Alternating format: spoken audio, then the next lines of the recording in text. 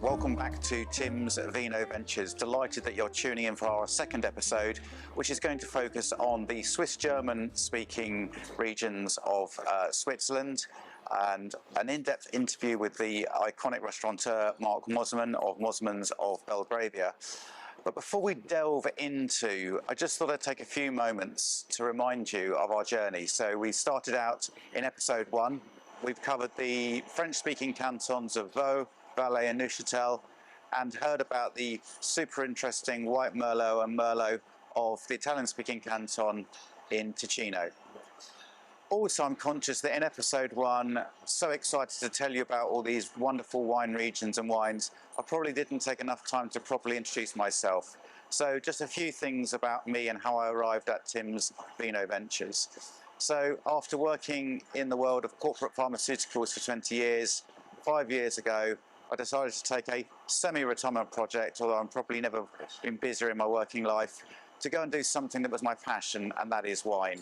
And I set up my wine consultancy, Tim's Food and Wine Travels, employed in a number of different areas, working in specialised events, event management, some content curation, such as Tim's Vino Ventures for Greenings, but also helping develop the business of Alpine Wines. They're one of my clients, bringing super interesting wines from the Alpine regions to fine dining restaurants and specialist retail shops in the UK.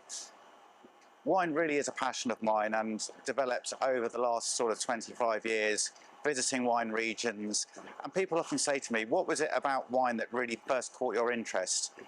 And it's not surprisingly just what's in the glass, but it's that kind of magical fusion of the wine, the people that you meet, the places, all wrapped up together, and not forgetting the wonderful stories that actually act as a kind of canvas or envelope, bringing all those kind of things together. The wine regions of German-speaking Switzerland are mainly concentrated to the northeast and east of the country. And there's a really nice map that is just coming up on the screen now, and you can see clustered around areas like Bern, Zurich, St. Gallen, and then right over to the border with Liechtenstein. And when we think of the major appellations in this area and the major kind of wine regions subdivided, we've got areas like Aargau, Thurgau, Zurich, Bern, and they are the main regions. Zurich is the largest, over 600 hectares, and it's also one of my favourite regions. And I thought it'd be really nice to do a deep dive into one of the most exciting wineries in this area, run by a guy called Matthias Bechtel. Now, Matthias is quite an unusual character in that he started off I guess a bit like myself in terms of focus. So he did his internship, he did his studying, and already he had this vision of being a winemaker one day and having his own estate. So whilst he was studying at the famous Swiss wine school at Cantons, he began to think about what would be his plan. And he thought that if he could start to save and buy small plots of land whilst he was on his internships and his first jobs after graduating from wine school, he might be able to assemble enough small parcels of grapes to start making his own wines, even before he owned his own winery. And that's exactly what he did. So on graduating from Cantons, he went to work for Weingut Pirschler, and obviously that gave him some income. And whilst he was there, he bought his first small plot of land. I think it was like half a hectare. And that also allowed him to start experimenting with some of the techniques that he wanted to use.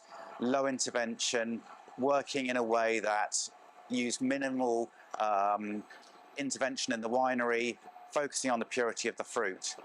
And I think this really paid off because he released his first few wines before he started his own winery in 2019. And in fact, 2019 was a seminal year for Matthias because in 2019 the prestigious Go Mio guide rated him as the most exciting newcomer in Swiss wine. So a great accolade. So in 2019 he also purchased some land to build his own winery around some of the vineyards that he had. And again, everything he did was built with the end in mind. So with this focus on these super low interventional wines, he wanted to ensure that he used a method of winemaking that employed the use of gravity where possible. And to do this, he built the winery over 3 levels. So, for example, all the racking pumping would take place using gravity rather than mechanical pumping, which has a better effect on the wine. Now, the other thing that he did was, most wineries have their fermentation vessels fixed, but his are all on wheels. And you might think, well, why would he do that? Because different parts of the winery are at different temperatures.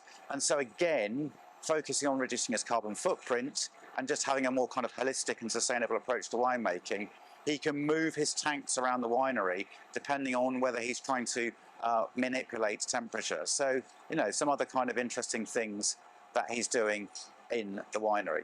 So before we go into looking at a couple of Matthias's wines, it would be remiss of me not to also say what he does in the vineyard. So he's based near the village of Eglisau on the River Rhine. It's really easy to forget that the Rhine starts its journey in Switzerland. You know, when we think of the Rhine, we think of Germany, we think of this like massively impressive river that goes up past Frankfurt and then all the way up to the North Sea. It does in fact have its source in Switzerland, and in Eglisau you have these beautiful vineyards going down to the river.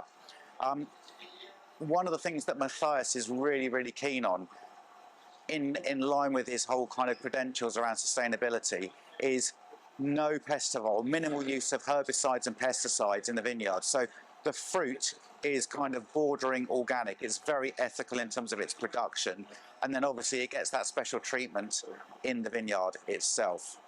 So one of his specialities is Pinot Noir, which in this part of the world they call the Blauburgunder, and he uses that kind of play on Pinot Noir to differentiate the different styles of Pinot Noir he makes. So his unoaked Pinot, which is one I'm going to talk about in a moment, he calls his Blauburgunder. His Burgundian style Pinot Noir, he just calls Pinot Noir. And then his top cuvee, like a Premier / Grand Cru Pinot of Burgundy, he calls the Bectus. And that recently won Best Pinot Noir in Switzerland. It's a premium price wine, but actually compared to your Premier and Grand Crus of Burgundy, it's not outside of that kind of price limit. So what makes the Bechtel Blauburgunder special? Well, I'm going to show you a picture of it first because I think it's really helpful to see. You've got these slightly quirky labels. And one of the things for me that makes it special is the soil type. So the soils here are really sandy. It's a really warm part of Switzerland. And so these warm sandy soils lend an air of real spiciness. So it's a spicy style of Pinot, but it still has that characteristic light red fruit aromas, a little bit of forest floor, particularly as it develops, and it's really elegant. There's no oak on it, so it's completely focusing on the purity of the fruit. And as I said, it's a natural style of wine in that, you know, very minimal intervention, fairly kind of low on sulfur, and really focusing on those delicious Pinot Noir grapes.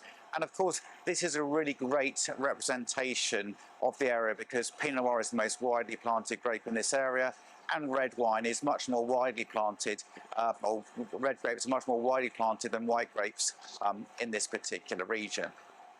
Now, the second grape that I want, or wine that I'd like to focus on, is a grape that, or is a wine that focuses completely on a local indigenous grape. And why is this important? So the grape is Rauschling, and it takes its name from the German verb rauschen, which means to rustle. And it's because the canopy of the vines is quite closely packed. And as the wind is blowing through the vineyards on the Rhine, you get this kind of rustling sound. And that's where the grape variety takes its name. So it's a very old grape. It's been around since the Middle Ages. Its parents, for those of you that are into sort of the ancestry of grapes, are Gouais Blanc, which also fathered the great Chardonnay, and Savagnin, the great white grape of the Jura, and which we featured in episode 1, the Savagnin Clos de la Couture. So this particular wine has a really kind of savoury quality to it. It means it's perfect with often quite difficult to pair dishes, ones that are egg based, so you know, quiches and egg tarts, but it's also really good with like river fish. Typically you'd have a wine that's kind of high in acidity, one with some citrus notes and often some tropical notes, but this particular expression has, it's 6 years old, the one I'm going to show you. It's from the 2018 vintage, and it's starting to show some lovely development, almost a bit of kind of green gauge coming through, a hint of almond and a little bit of bruised apple. So here we go. This is the Rausling.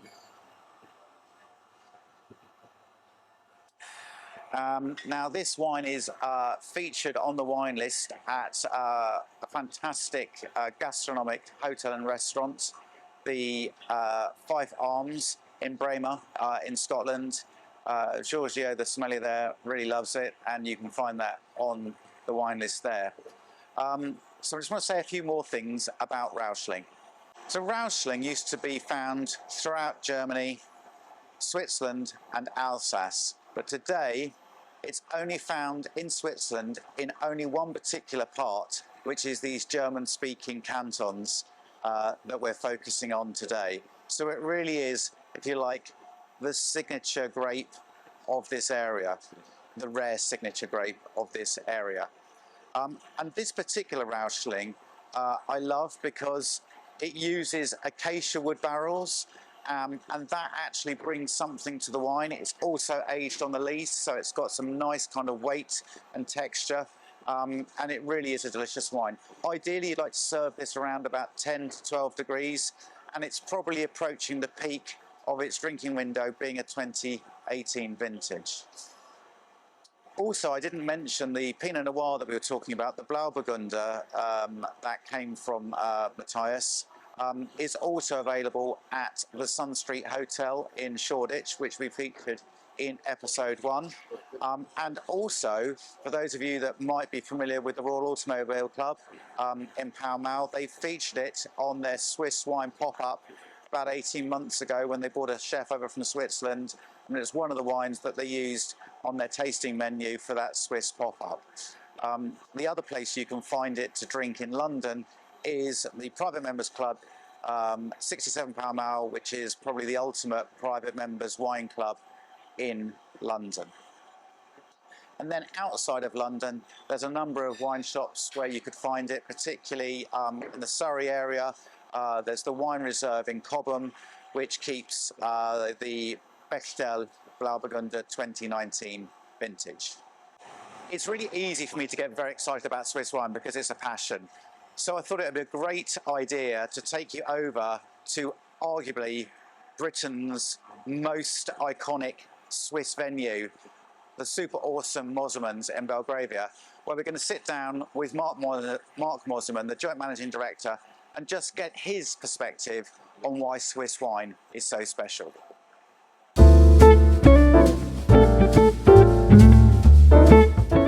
So this is Tim's Vino Ventures in conversation with Mark Mosimann, Managing Director of Mosimann's. Mark, hello. Hi Tim. Thank you for sparing some time to answer a few questions about Swiss wine, Switzerland and Swiss food. It's a great topic. It's certainly, and what a wonderful location we're in here, the Mosimann Club. Can you just tell us a little bit about the history of the club? Yeah, sure, Tim.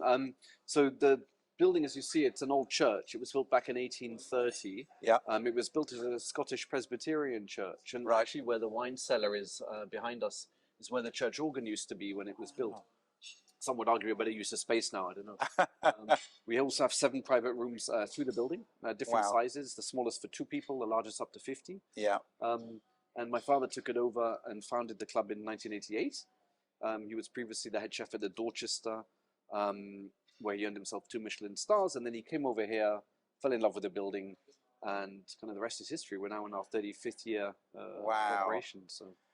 Well, I guess my first question really just leads very nicely in. I mean, you couldn't have set this up better yourself, Mark. You know, growing up, you know, with such a highly acclaimed chef as Anton, your father, you know, I'm sure wine was very much a part of the family household, and just wonder what was your first memory really of wine at home? Gosh, at home, to be honest, it was probably more my grandfather. So Okay. my father's father, who used to love a little glass of red wine every day. He used to have one over lunch, and then he used to, I think, just carry on throughout the day. He used to go and meet his friends, you know, in a small village in Switzerland, and he used to go and meet his friends in the pub. And I remember him telling me, thanks, Lydia. You remember telling me the story that when he used to run out of petrol in his motorbike, he used to top it up with red wine just so he could get home. I don't know if that was, you know, when I was 6 years old, I kind of believed him and thought, oh, you can do that? That's pretty good. But yeah, those are kind of my first memories. But yeah, he kind of always wanted to introduce us to some of the Swiss red wines at the time because he used to love them so much. Oh, fantastic. And I think that's a really important point you made about the kind of the association, the culture aspect of like wine and going to a bar with friends for a drink. And that's something that Gilles was telling me is that, you know, in England, we think nothing of just going, you know, just saying to our friends, let's go for a beer. But, you know, in Switzerland, it's very much, you know, let's go for a glass of Chasselas or let's go to a bar and have a glass of red wine. It's culturally much more about socializing over wine, isn't it? Very much so. I think kind of the social element, the community aspect. Yeah. It's very easy, you know, to meet up with friends or people in the village, Yeah. and very much so. I think that kind of bar or social element, let's say, is still very strong, especially in the smaller kind of villages and communities in lots of parts of Switzerland. Brilliant, thank you. So I guess, you know, educated in Switzerland, prestigious like Lausanne catering school. So you spent a lot of time in your native homeland. Out of all those weird and wonderful grape varieties that they have there, those indigenous ones and international grape varieties, which would you say, if you had to pick one? You know, it's your desert island, Mark. You can take. I'm not going to restrict to just one wine, but you've got to pick one grape variety. And you know, what style of food would you have on that desert island with that wine made from that grape? It's a good question. I mean, I think it would have to be a white wine. I love the Swiss whites, you know, the fondant Chasselas, as we call it. You know, well, they're fantastic wines. Yes. They're so easy to drink. They're refreshing. You know, whether it be 11 o'clock for an aperitif or 5 o'clock for an aperitif, you know, they're great wines to drink. And again, like I said before, kind of very, you know, drunk amongst friends. Yes. So hopefully I'm not alone on the desert island. But it would be nice to open it with a few friends. Yeah. Wonderful. And if we allowed you to have some food with that, would it be a classic kind of pairing, like a fondue, even though it could be really hot, or would you be going for something else? Probably, you know, some kind of local cured meats and cheese selection. Together with a fondant over an aperitif. Happy, you know, and I think that's all it needs. It's for me, it's a really nice kind of Aperol wine, as we call it in Switzerland, and you know, some locally cured, you know, alpine cheeses with some cured meats. Nothing better. Yeah. It's really interesting you mentioned it as an apero, because often people say to me, you know, Tim, you're waxing on a lot about Swiss wine. We're not really sure, apart from the obvious one of having it with food, we're not sure how to drink it. And one of the things I often say is, like, you're having a dinner party, you're having some friends around in the summer, you know, the classic go-to thing is you'll buy some champagne, some very average champagne that you'll probably spend £25 on, and it won't be exceptional. Or for £25, you could buy a great bottle of Chasselas or Fondant, and it's a really lovely, different talking point kind of drink to start the evening off, and do it en Suisse, you know, just have it as, like you say, that apero. Yeah, no, absolutely. I mean, we organize a summer barbecue at home. And a few of my friends are Swiss. Well, kind of half Swiss, you know. But on the 1st of August, as you know, Swiss National Day, we get everybody together, all our friends from all over. Some of them Swiss, some of them, you know, from all over the world. And that's exactly what we do. We do a kind of Swiss style barbecue. We open lots of fondant. And they're always so impressed by the wine, because it is, you know, it's easy drinking on a nice summer's day. Very refreshing, light. Actually aids the digestion as well, the fondant, so it's not kind of too heavy and rich. And yeah, it's very popular. They still come back every year, so we're doing something right. You must be doing something right. So there's a hive of activity in the club at the moment. I know you're hosting one of your, signature famous, Swiss themed dinners to kick the new year off, and the centerpiece of that is the iconic Mosimann fondue, served with none other than Gilbert's fondant Les Terrasses. And often people say, Chasselas fondue, why? I mean, we know that it's what the Swiss do, but maybe you can give us a little bit of an insight to that, why it works so well. It's funny, isn't it? A lot of people would always associate drinking cheese and with red wine. Yeah. In Switzerland, it's a big no-no. It's not good. Again, fondue is a very heavy dish. Yeah. There's cheese, there's white wine in there already. There's, that's pretty much all it is, right? Yeah. So it's kind of quite heavy. So you want to pair it with something contrasting and kind of quite light. Yeah. And I guess obviously the fondant is ideal for that. Again, as we mentioned, it helps the digestion afterwards. One of my friends once. It was like, completely against it. He goes, no, I just drink red wine with cheese. And, he ended up the next day completely regretting it because he just felt bloated and sick the whole day. And I said, well, you should have stuck with the white. Yeah. So now he's learned. But it's true. It works tremendously well. And this particular wine, we love to work with it. They're a third generation family business. We're a second generation family business. We like working together. Yes. They grow their wines organically. On the soils of the kind of slate soils, and I think they're kind of at the bottom of the kind of glacial kind of slopes, and it's a fantastic wine. Brilliant. Can't argue with that, Mark. Can't argue with that. So the next question is, I'm just curious, it's great that there's more Swiss wine available in the UK now, because, go back 20 years and it was really, really hard to find. Putting your sort of like restaurateur, sommelier, hospitality professional hat on, what do you think a Swiss wine brings to a wine list that maybe you can't find in some of the other great wine producing countries of the world, such as France, Italy, Spain, and so on and so forth? So, why should people look for a Swiss wine, and what do you think it adds to the list? Yeah, it's a good question, because you don't see it a lot. And no, I don't know the exact figure, but I think the Swiss export less than, well, it's definitely less than 10%. It might be less than 5% of wines, because they like to drink it all internally. So in my opinion, when you do see it on a list, number one, obviously being Swiss or half Swiss, it really sticks out to me. Yeah. It shows that the sommelier, I think, of that restaurant has actually taken real care and pride into sourcing and looking at the selection of his wines, that he has gone for something maybe a bit left field in terms of what's on there. It's not maybe the most obvious wine to list in a restaurant, but I think if the sommelier or the manager has taken such care to create and curate such a nice list and have a Swiss wine on there, it would probably show to me that they care about the place. Yeah. And probably the quality of the restaurant, the service will probably be good because they really care. Yeah. So I do look out for Swiss wines when I go out and eat. I don't see them a lot, but I hopefully we'll see them a lot more in the future. Fantastic, thank you. So one of the things I love most about going to Switzerland is apart from the food and the wine, it's the travel. It's such a beautiful country, and you've got some fantastic vineyards, and I'm never happier than I'm doing a bit of like wine tourism. And I guess there's nothing like hearing like stories or recommendations from somebody local. So, if somebody in our audience was considering going on a long weekend or something to Switzerland for their first, wine and food travels, any recommendations of places that are absolute, mustn't miss locations? Gosh, well, there's probably quite a few I could list, but I think Switzerland being such a small country, you could probably see all of them in the matter of 2 or 3 days, to be honest.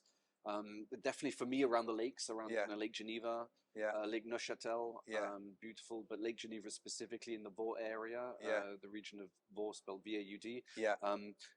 Some stunning vineyards, and you see them all. You take the train from Geneva around Lake Geneva, and you see all the vineyards left and right, and it's stunning. The alpine slopes, sunny weather, going especially maybe specifically around the smaller areas like the Yvonne, or in Aigle, obviously where Aigle Muraille is from. Yeah.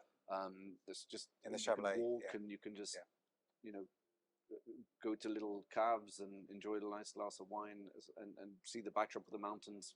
It is. Perfect. It's kind of so enchanting, isn't it? It's almost like, and I'm not talking about the alcohol here, but it's just the fusion of that sensorial experience of being in the vineyard, that the blue, I mean, I think that's the concentration of the daylight, the sunlight, those blue skies, the white peaks of the mountains, and then that kind of turquoise color of the lake. It really is just it's a beautiful location. And if you're lucky enough to find a nice little bar on a terrace in a Pess or somewhere, and you're looking out over, the Lavaux, World Heritage Site, it really is incredible, isn't it? Nothing can beat it, I think. So another question I had is, one of the fun facts about Swiss wine, I was really surprised to learn that Freddie Mercury and the super rock group Queen band members are huge fans of Chasselas from Désolé and Saint-Safran. And I think, what do you think makes those style of wines, so appealing? Is it just their rarity, or is there something else going on? Yeah, it's interesting because I think they Freddie Mercury has kind of lived there in Lake Geneva, didn't he? Kind of Montreux region. So I guess he was pretty much surrounded by amazing vineyards and fantastic wines. But I think specifically like the Désolé, it's got a bit of a cachet, I think, for being a super premium wine, and it is. It's fantastic. And again, I just think it's that kind of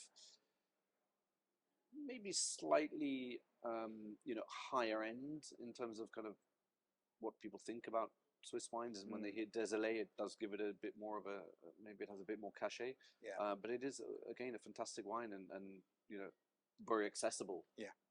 Fantastic. Yeah, I certainly have enjoyed one of the famous Désolé wines called Chemin de Fer, which takes its name from the only bit of land that they could work that wasn't on a slope, and then it was taken over by the railway. So that's hence where it takes its name from.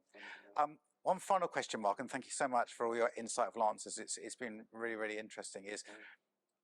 I know you said you would probably on that desert island you would go for a white and for a Chasselas, but and I was really surprised at this, that the Swiss really like Pinot Noir.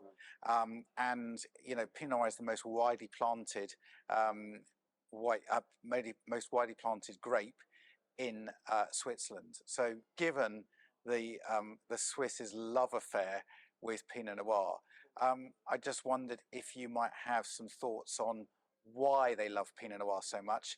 Is it because they love Burgundy but they'd rather support the domestic market, or are there particular dishes in Switzerland that really lend themselves to Swiss Pinot Noir?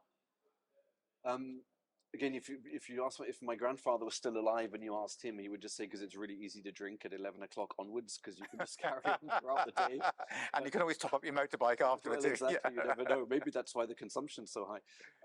But I do think it's number one. Obviously, Pinot Noir grows very well in Switzerland because of the climate, right? They've got the kind of sunny weather, but still quite cool, and it's quite hard. It's quite an easy to grow grape in relatively, let's say, kind of difficult climes. But it's drunk a lot. Again, I would just say it's another easy drinking red wine. Right. Pinot Noir, you can drink it with a nice salad over lunch, or with slightly heavier meal in the evening as well. So it's just that versatility, not only of the grape but also of how it's drunk by the people. And I think that's a really good observation, Mark, because one thing I found is, we all know it's really easy to make great Pinot Noir when you've got your Premier Cru, Grand Cru, your top sites in Burgundy and the like. And it's the same in Switzerland. But the one thing I find with Swiss Pinot is the entry-level wines are often really, really good because, as you said, they get this fantastic warm, sunny weather. Often people say to me, how can they make great wine in Switzerland? It's a really cold country. And I was like, you've probably only ever been skiing. If you've been in the summer, it's super hot. Even in the Vaud, you get 1,800 hours of sunshine a year. It's something like 2,500 hours in the Valais. And so that sunshine, really is producing these really ripe, juicy grapes, which make super wines. Unlike, if you get a bad vintage in Burgundy, the entry wines on the poor slopes, they can be green and stalky and just not very pleasant. So that's probably why it's so popular, isn't it? Yeah, no, very much agree. Yeah. Fantastic. Well, look, Mark, thank you so much. It's been a delight spending an afternoon here in the wonderful Mosimann Club. I've learned a little bit more about Swiss wine. I've got some insights into some of I've your learnt a lot too. your stories as well. And thank you so much. Thank you very much. Look forward to working with you again. Thanks very Thank much. you. Thanks for.